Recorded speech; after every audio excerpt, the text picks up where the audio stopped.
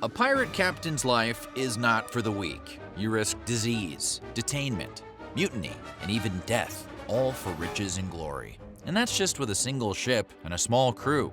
Imagine the peril of controlling nearly 2,000 ships and 80,000 sailors. Only one pirate ever achieved such a feat. But despite her reputation as the most successful pirate in history, you may never have heard of her. So, today we're setting sail for the South China Sea to tell you the tale of the pirate queen who commanded 80,000 outlaws. In 1775, somewhere in Xinhui County, Guangdong, China, a baby girl was born. And though she was given the name Shi Yang at birth, that would only be the first of many monikers she would earn over her lifetime. Very little is known about Shi's younger years, but some have speculated that she could have been a Tanka, an ethnic group that remains unrecognized by China even today. The Tanka, or boat dwellers, traditionally lived on small sailing ships called junks in the region Shi was born. And as she came of age, she may have worked on some of the Tanka's floating gambling houses and brothels, either as a sex worker or the madam of the establishment. While aboard these debaucherous dinghies, she learned just how powerful secrets can be, and she shrewdly wielded them over her more influential clientele to bolster her own status, rising from poverty into a more comfortable living environment. She may have even used these cutthroat diplomatic skills to net herself a husband. In 1801, at the age of 26, she married a pirate by the name of Zheng Yi and became Zheng Yi Sao, or Zheng Yi's wife. 10 years her senior, Zheng Yi had already made a name for himself in Guangdong. He came from a long lineage of pirates, dating back to the Ming Dynasty, and served as a privateer for the Vietnamese Taishon Dynasty in his cousin Zheng Qi's fleet.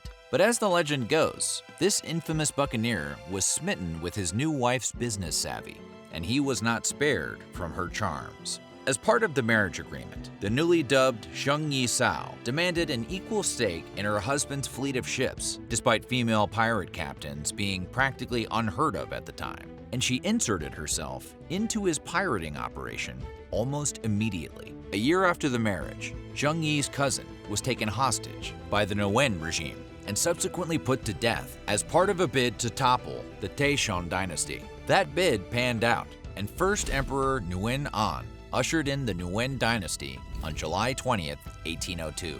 Zheng Qi's fleet now fought for Nguyen, but they no longer had a commander. The duty fell to Zheng Yi, so his influence grew exponentially, which meant Zheng Yi Sao's did too. But there was blood in the water, and with blood comes sharks. After Zheng Qi's fall, other captains saw an opportunity to seize power, and a period of infighting began, with various pirate factions turning against each other. It was thanks to Zheng Yi Sao's political talents and her husband's might that these warring factions finally came together. To avoid further violence and enrich themselves, the pirates would jointly form a confederation. Each faction within the confederation would be distinguished by the color of their flag: black, blue, purple, white, yellow, and the largest faction would fly under Zheng Yi's red flag as the Red Flag Fleet. The agreement was formally signed in 1805, and for a few years, there was peace. While helping to command the freshly inflated fleet, Zheng Yi Sao bore 2 sons, and she and her husband also kidnapped a Tanka child named Chang Po Sai, or Chang Po the Kid in English. All 3 of the boys were raised as part of the pirating crew, but Chang Po proved to be particularly skilled in the ways of swashbuckling. He would eventually be formally adopted by his kidnappers, named their heir, and enter into a sexual relationship with Zheng Yi. While that last development probably sounds odd, men and their adopted sons becoming lovers wasn't actually that uncommon for the time. In fact, it was much more common than having a woman command a fleet of pirate ships. And while that woman still only had a half share in her husband's business, that would soon change. On November 16th, 1807, Zheng Yi perished at just 42 years old. Sources are divided on the exact circumstances of his death, but the 2 most widely accepted theories are that he fell overboard during a tsunami and drowned, or was murdered by a rival somewhere in Vietnam. No matter the case, Zheng Yi's death stirred up yet another power vacuum in its wake. As heir, Zheng Yi's adopted son and lover, Cheng Po, was meant to take up command of the Red Flag Fleet, and technically, he did. But Zheng Yi Sao wasn't going to let her power slip away so easily. She seduced Cheng Po and unofficially became his wife, though it's widely speculated that the two had begun a relationship well before Zheng Yi fell. Cheng Po was reportedly just as enamored with the Zheng Yi Sao as his adopted father had been. According to a report by a government official named Wen Chunqi, Cheng Po obeyed Zheng Yi Sao's orders and consulted her on all things before acting. So, Zheng Yi Sao was in command of the proud Red Flag Fleet in all but name. Her grip was even firmer than before, and she had a grand vision for the future. Under her stewardship, the Confederation became a much more unified force, thanks in part to the support of her late husband's surviving pirate family, as well as her close relationship to Guo Podai, who commanded the second largest fleet in the Confederation under the Black Flag. With so much political influence, Zheng Yi Sao was able to wield the full power of all 6 Confederation flags, and their combined efforts brought forth countless victories. In 1808, just a year after Zheng Yi Sao took control, the Confederation conducted 2 naval ambushes against the Chinese provincial fleet.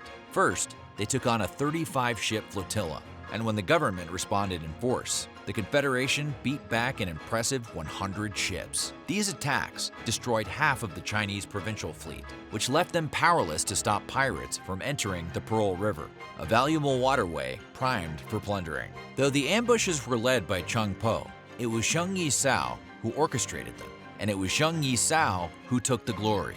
As time passed, the Pirate Queen had come to be known by a new name, Qingxi, which translates to Cheng's widow in English, with Cheng being the Romanized version of Zheng Yi's name. Bolstered by her success, the woman now known as Qingxi would only continue to push the Confederation to greater and greater heights, and she achieved them through increasingly ruthless methods, often with her own hands.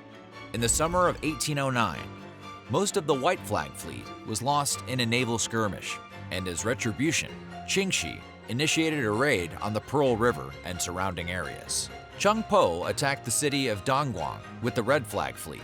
Guo Podai attacked the city of Shunda with his Black Flag Fleet, and Qingxi attacked the place she once called home, Xinhui, with her own fleet of junks. The raid resulted in over 12,000 lives lost, with several cities and villages falling victim to the Pirate Confederation.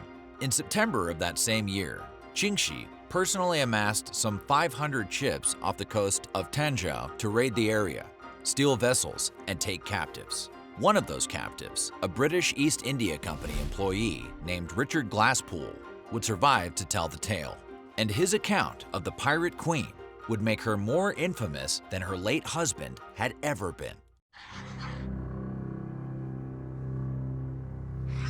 Glasspool was held by the Pirate Confederation until December of 1809, and in his months aboard, he came to understand just how complete and all-encompassing Qingxi's rule was. By Glasspool's account, Qingxi was in command of 80,000 pirates, 1,000 large ships, and 800 smaller junks and rowboats. To put that in perspective, the legendary pirate Edward Blackbeard Teach took command of just 4 ships and a few hundred men at the height of his power. Qingxi's fleet was so large, it's difficult to understand how she controlled it, but control it she did. According to Glasspool, every single ship under Qingxi's reign abided by a strict code of laws, and while these laws were technically written by Cheng Po, they were most certainly dictated by Qingxi herself. The spoils of every raid had to be collected, counted, and distributed. The ship responsible for the raid would receive 20%, and the rest would be invested in a communal fund for the entire fleet.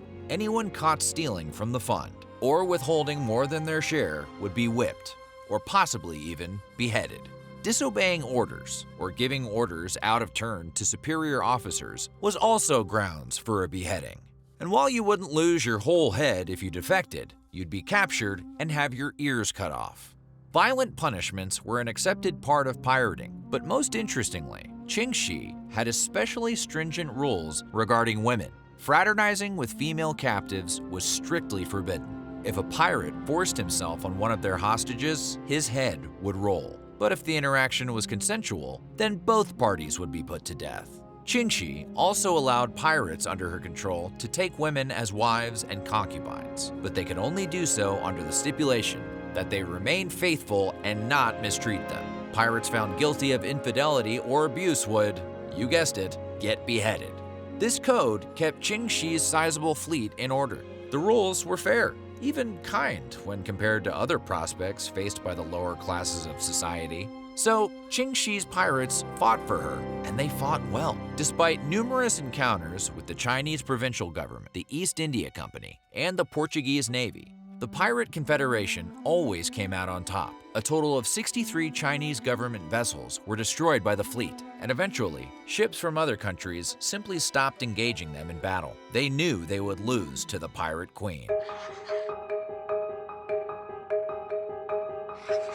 It got to a point where even the Chinese government was ready to give up the fight to Qingxi. In a desperate plea to get her to cease her pirating activities, they offered her complete and total amnesty. And after 3 glorious years of unfettered success, Qingxi accepted the deal, disbanded the Pirate Confederation, and retired quite suddenly in 1810. It remains unclear exactly why Qingxi decided to take the offer. After all, she and her fleet were practically unstoppable, or so they seemed.